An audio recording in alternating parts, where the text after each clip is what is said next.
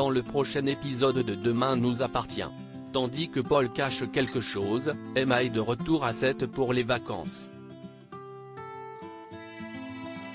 Dans le même temps, les attentions de William éveillent les soupçons d'Aurore.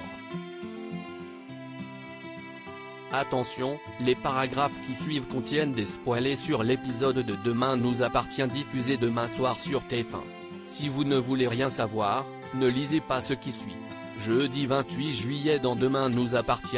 Paul cache quelque chose et les commandants Constant poursuit son enquête sur les récents événements survenus au Haras.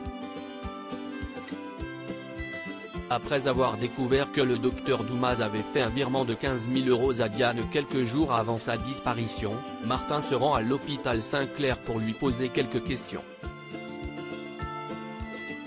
Renaud confirme bien avoir donné de l'argent à son ami puis explique que Diane voulait refaire sa vie à l'étranger. Le médecin a donc accepté de l'aider financièrement sans en savoir plus.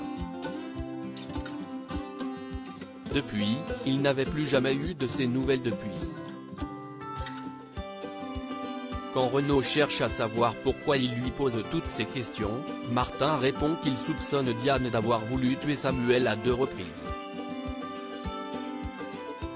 Sans attendre, Renaud débarque chez son fils et lui reproche d'avoir parlé de la tentative de suicide de Diane à la police. En se justifiant, Samuel indique qu'il a tout simplement besoin de comprendre ce qu'il se passe. Seulement, Renaud n'a aucune envie de faire remonter de vieilles histoires du passé, d'autant plus que cela risque de menacer la vie de son fils. Pendant ce temps, Georges et Martin font le point sur l'enquête.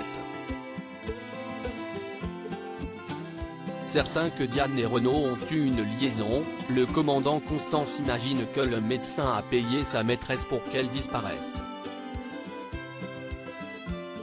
Selon lui, Renaud aurait usé de son autorité sur elle pour parvenir à ses fins.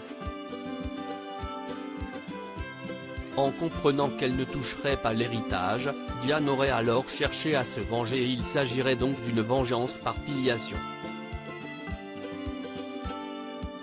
Au Haras, Samuel présente ses excuses à Paul pour son comportement de la veille mais celui-ci ne lui en tient pas rigueur. Avec tout ce qu'il se passe, Paul affirme qu'il aurait probablement réagi de la même façon à Place.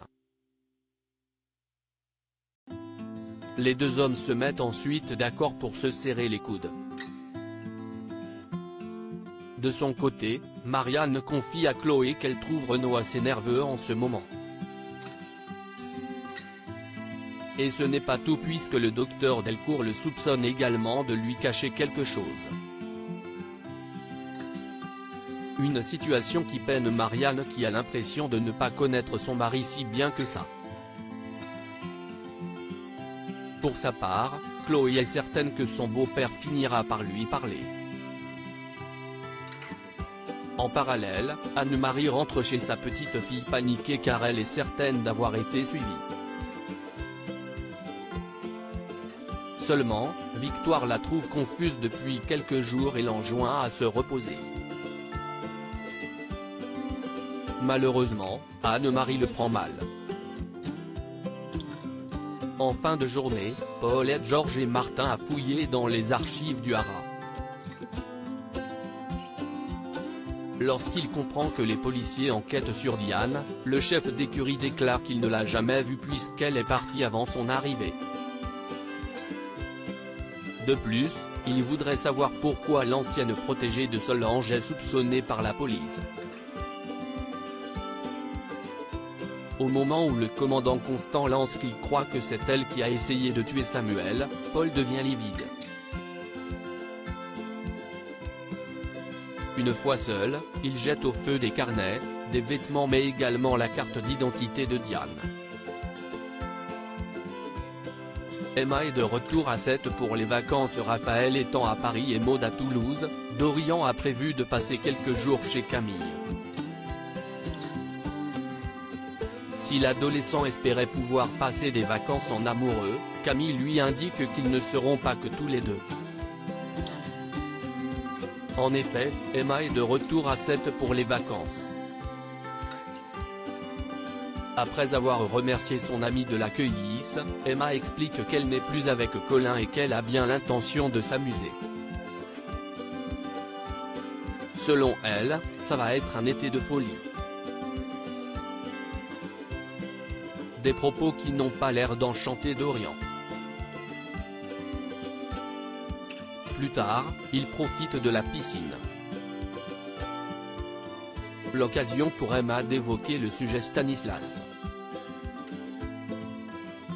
Tandis que Camille n'a pas très envie d'en parler, Emma lance qu'elle ne comprend pas comment elle fait pour continuer à vivre dans cette maison.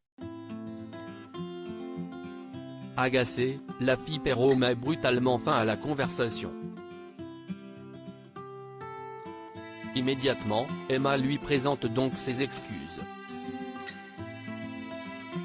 Par la suite, Emma se rend à l'hôpital Saint-Clair pour rencontrer Benjamin.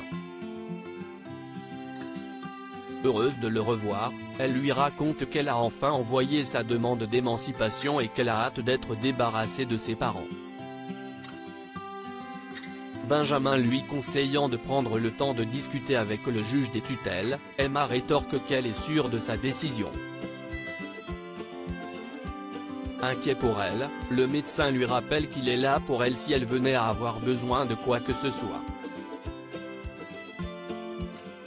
En fin de journée, Dorian propose de commander des pizzas et de regarder un film. Cependant, Emma ne trouve pas ça assez fun et propose plutôt de faire la fête. Dans la mesure où elle n'a pas d'argent, elle réussit à convaincre Camille d'organiser une petite soirée au bord de la piscine sans demander la permission de sa mère. Les attentions de William éveillent les soupçons d'Aurore et William redouble d'efforts pour raviver la flamme dans son couple.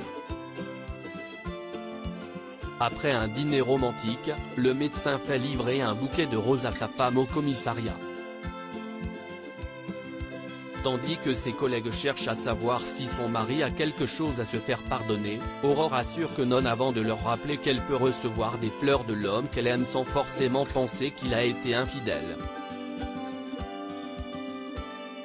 Malgré tout, Aurore se pose des questions.